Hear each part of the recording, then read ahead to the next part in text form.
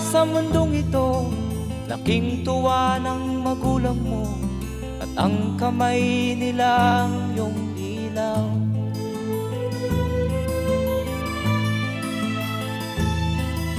At ang nanay at tatay mo'y di malaman ang gagawin, minamasdan pati pagtulog mo.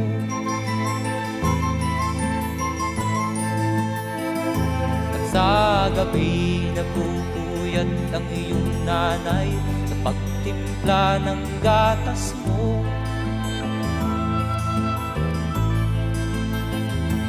Sa umaga na may kalong ka ng iyong amang tuwang-tuwa sa'yo.